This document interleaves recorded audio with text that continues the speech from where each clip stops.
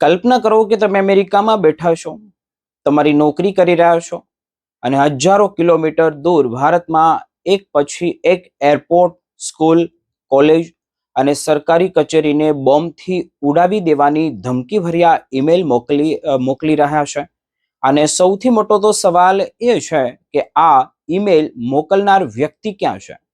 પોલીસને લાગતું હતું કે કદાચ કોઈ અજાણ્યો હેકર હશે, કોઈ ડાર્ક વેબનો ગુનેગાર હશે અથવા તો વિદેશમાં બેઠેલું કોઈ મોટું નેટવર્ક હશે. પરંતુ જ્યારે તપાસની કડી ખુલતી ગઈ ત્યારે સામે આવ્યું કે એવું નામ કે જેને સાંભળીને તપાસકર્તાઓ પણ ચોંકી ગયા.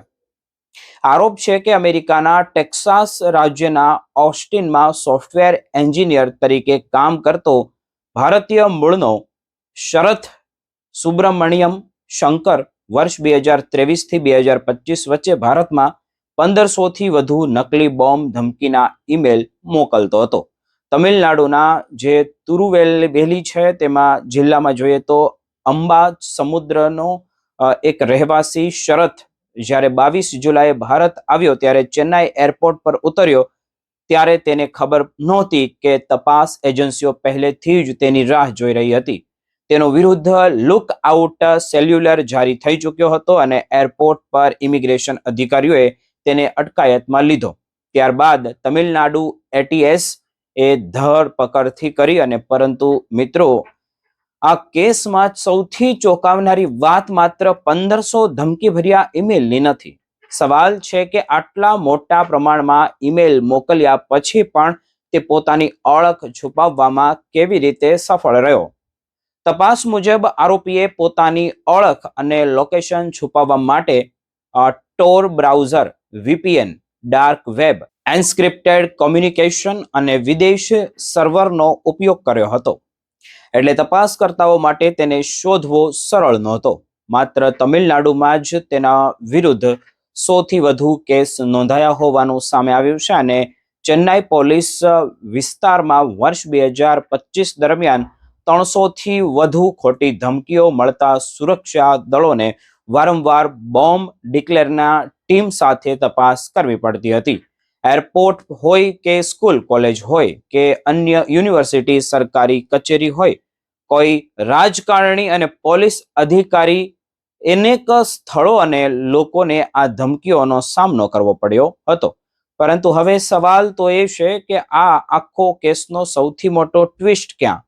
આટલી મોટી ટેકનોલોજીનો ઉપયોગ કરીને પોતાની ઓળખ છુપાવનાર વ્યક્તિ આખરે એક નાની ડિજિટલ ભૂલને કારણે પોલીસની નજરમાં આવી ગયો. આરોપીએ એક વખત પોતાના અંગત ઈમેલ એકાઉન્ટ પરથી જવાબ મોકલી દીધો હતો અને આ જ ભૂલ તપાસકર્તાઓ માટે મોટી ડિજિટલ કડી બની ગઈ હતી. ત્યારબાદ સાયબર ક્રાઇમ વિંગે લગભગ 6 મહિના સુધી તેની પ્રવૃત્તિઓ પર નજર રાખી અને આખરે તેની ઓળખ સુધી પહોંચી ગઈ. તપાસમાં આરોપ એવો છે કે તે સુરક્ષા અને ગુપ્તચર એજન્સીઓને ચકમો આપવાની પોતાની ક્ષમતા ચકાસવા માટે આ નકલી ધમકીઓ મોકલતો હતો.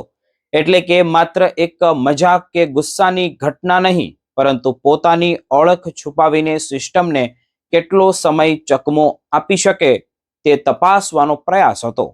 હાલમાં તેને જ્યુડિશિયલ કસ્ટડીમાં મોકલવામાં આવ્યો છે અને 28 જુલાઈએ જ્યોર્જ ટાઉન કોર્ટ વધુ પૂછપરછ માટે 6 દિવસની પોલીસ કસ્ટડીમાં આપી હતી અને હવે તપાસ તમિલનાડુ પૂરતી સીમિત નથી, કારણ કે 2024 થી 2026 દરમિયાન મુંબઈમાં નોંધાયેલા ઓક્સ બોમ્બ ધમકીના કેસોમાં પણ મુંબઈ ક્રાઇમ બ્રાન્ચ તેની કસ્ટડી માંગે છે.